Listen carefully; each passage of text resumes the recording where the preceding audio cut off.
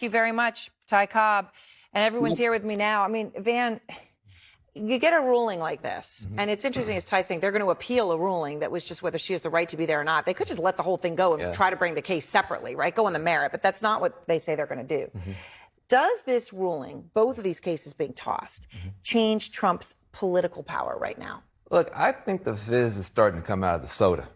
The fizz is coming out of the soda. Donald Trump he's just starting to run into problem after problem. You had 7 million people come out and march against him, the most in history. Brush that off. Then gets whooped in the elections. I mean, just whooped. Anybody with an R next to their name gets chased, out of the ballot box. Then he gets forced to release the Epstein files. Now he's getting stopped in court. You're just the way a would-be tyrant gets to kind of do his thing is he seems invincible. He's invulnerable. Nobody can stop this guy. Everybody run for the hills.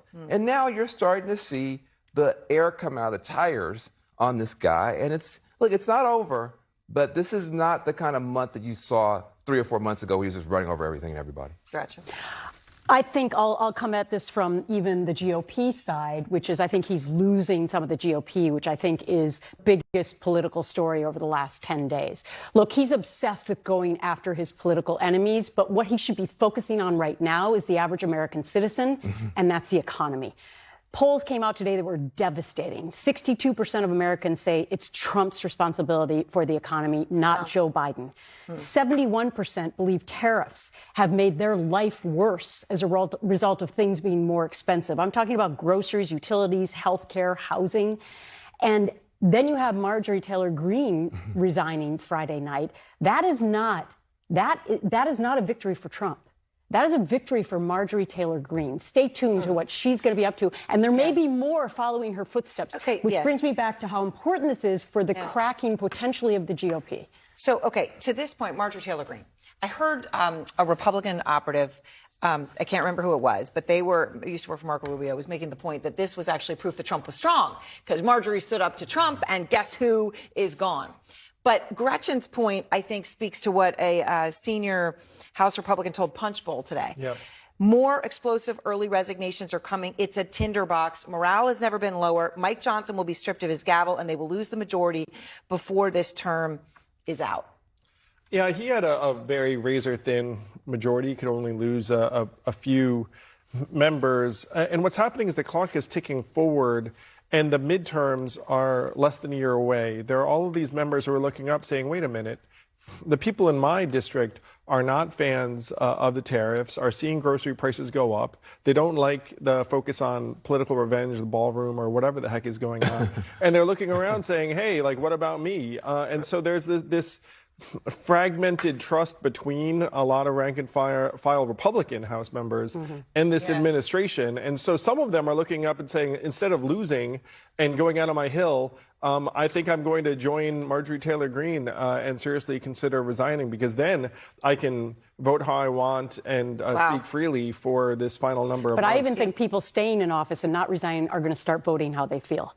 See, that's also the big difference here. The crack was the Epstein file vote. Yeah. Because we may see Republicans now get a spine and decide that they're actually going to vote based on what their constituents want and maybe what their own personal convictions actually are, and not just because they're fearful that Trump will primary them. So Eric Erickson, and I know there's been many a times he would be sitting here tonight, but I'm going to bring him into it even though he's not here. Okay, he posted, the kids in the executive branch working on behalf of the president pushed the president on a plan to extend Obamacare subsidies without having a buy-in from House and Senate Republicans, elevated the stature of Democratic Senator Mark Kelly as Democrats had been flirting with Gavin Newsom, put out a Ukraine plan no one likes, failed to fill 18 judicial vacancies in 9 red states. It looks like amateur hour has returned. I thought it was interesting there when he was referring to Mark Kelly, that they've launched an investigation into him because he's part of that video that said don't follow illegal orders. Eric went down to 3 substantive issues here. Yeah. Look, I mean, he's not wrong.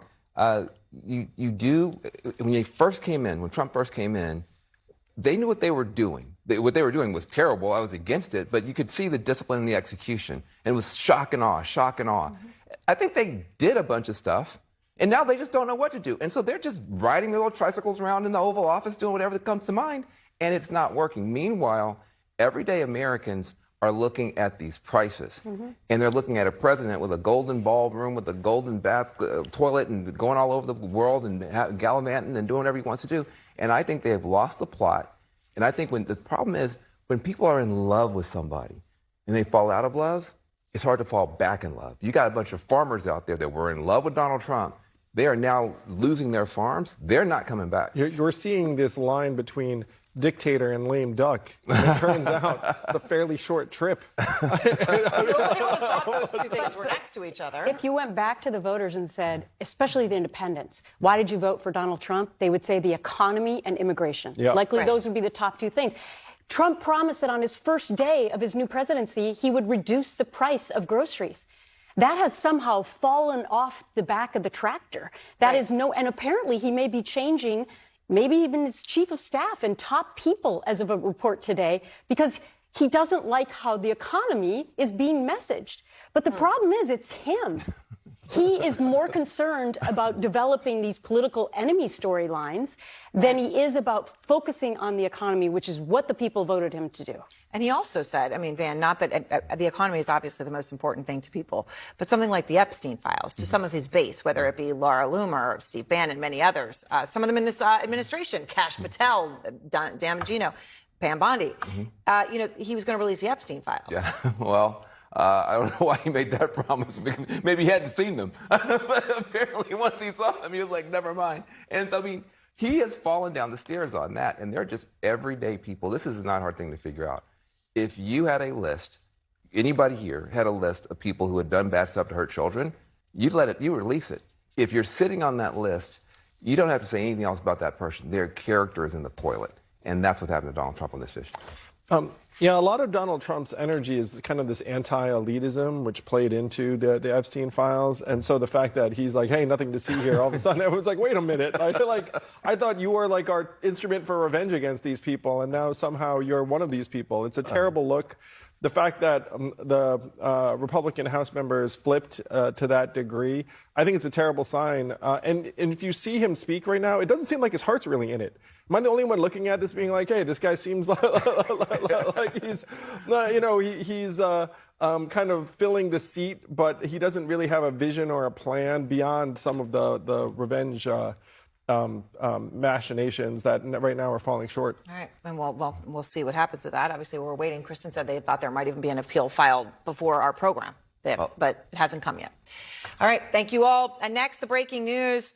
Explosions in Kyiv at this hour as Trump expresses optimism about a peace plan. I think we've seen this before, haven't we? And crypto losing $1 trillion in value in just weeks. Is there a bubble bursting? The Minneapolis Fed president, Neil Kashkari, is out front. And Elon Musk's new policy for X reveals that foreign trolls are posing as MAGA influencers. MAGA influencers that